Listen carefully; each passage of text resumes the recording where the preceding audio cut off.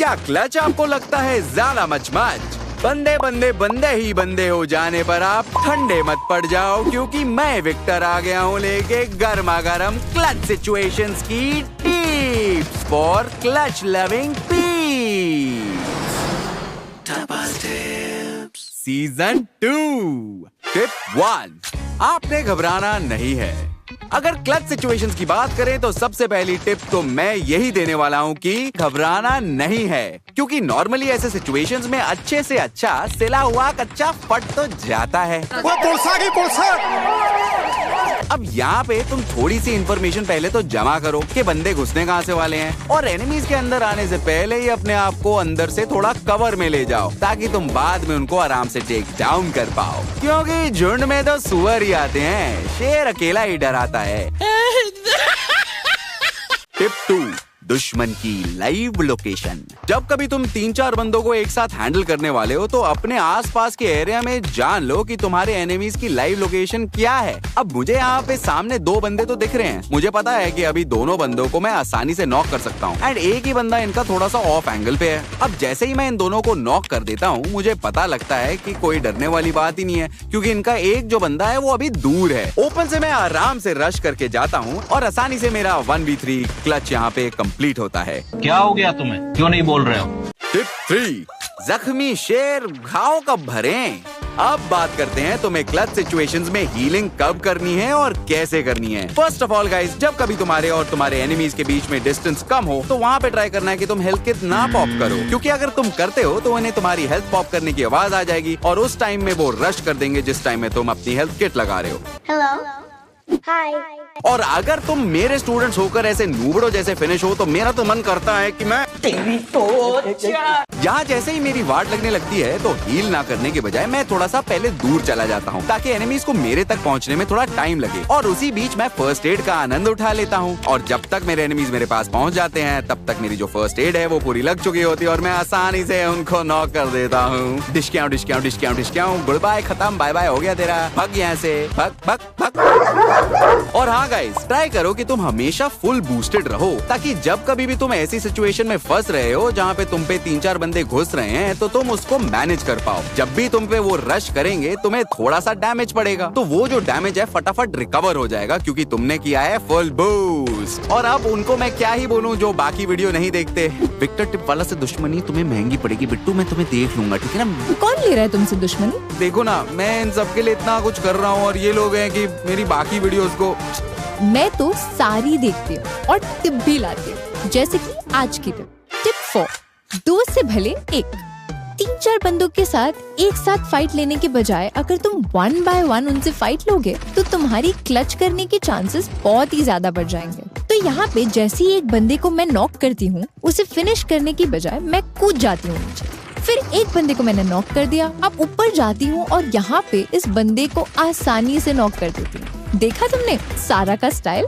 याद रहे, जब कभी भी तुम पे रश हो रहा है तो एक बंदे को नॉक कर दो, उसको बस फिनिश करते मत रह जाना, वरना हो सकता है क्लच भी ना हो पाए।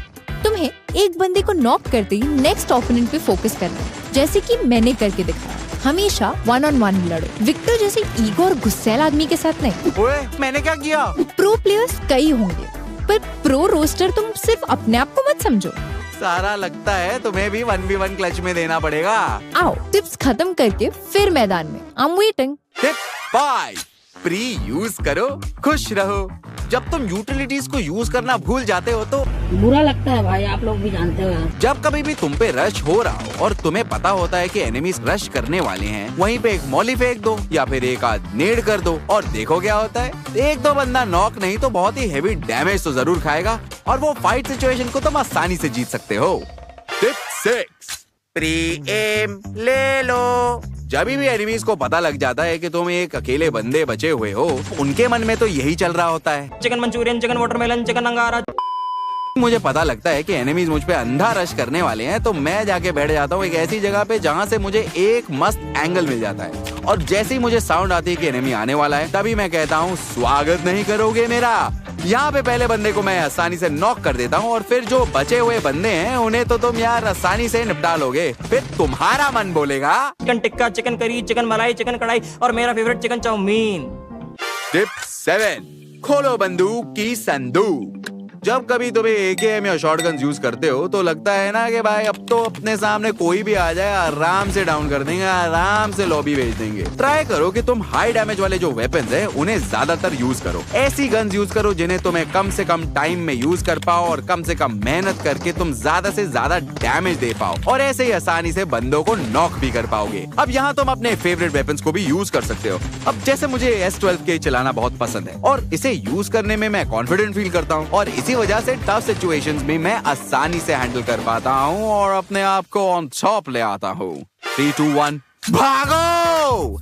ये अगली tip is a shout out to all my फट्टूस, क्योंकि फट्टू होना गलत बात नहीं है। अच्छा क्लच करने के लिए भी कभी कभी फॉल बैक करना पड़ता है गाइस। जब कभी तुम्हें भी रैंक पुश करना हो या कंपेटिटिव खेल रहे हो तो वहाँ पे जो सर्वाइवल के पॉइंट्स हैं वो बहुत ही ज्यादा मायने रखते हैं एंड इसीलिए गेम में सिर्फ आगे मत बढ़ो, थोड़ा बहुत फॉल बैक भी स्ट्रेटेजिकली करते रहो। पीछे देखो, पीछे। तो हमेशा ट्राई करो कि अपना व्हीकल थोड़ा सा एक्सेसिबल रखो ताकि जब कभी भी तुम्हें रश हो रहा हो तो और तुम्हें लग रहा है कि वो फाइट तुम नहीं जीत पाओगे ड्यू टू एनी डिसएडवांटेज, तो फटाफट से वहाँ पे तुम फॉल बैक कर पाओ। ट्राई करना है कि वो जो क्लच है वहाँ पे तुमने जो गलती से कर दिया उसे तुम एनालाइज करो और फिर अगली बार उसी सिचुएशन में तुम्हें कैसे जीत के निकलना है ये तुम सीख पाओगे। तो जब कभी भी तुम्हें लगता है कि मैंने एकदम ओपी सा गेम प्ले निकाल दिया है तो टेक अ सेकंड और उसको रिव्यू करो, एनालाइज करो, फॉल बैक करो और क्लच करो। अब बात कर लेते हैं अब आज के तुम्हारे होमवर्क के बारे में। तो गाइस मैं जा रहा होता हूँ और मुझे पढ़ने लगती है एक अलग एंगल से। अब यहाँ पे मैंने गाड़ी तो रोक ली और अच्छे से कवर पे भी चला गया और एक बार सेफ हो गया तो बंदे को स्पॉट करके मैंने 1 by 1 नॉक कर दिया। लेकिन अब दूसरे मैच में जब मैं यही सेम जगह से जा रहा होता हूँ तो मुझे एक नहीं 2 जगह से पड़ने लगती है। अब मैं 2 एंगल से गिर गया। तो इस सिचुएशन में तुम कैसे हैंडल करोगे वो मुझे कमेंट सेक्शन में जरूर बताना। मैं तुम्हारा कमेंट शायद पिन भी कर दूं। तुम लोग मुझे इस क्लच से बचाओ और लाइक शेयर और सब्सक्राइब दबाओ। मिलते हैं अगली टिप के साथ, तब तक के लिए दोस्तों बाय बाय।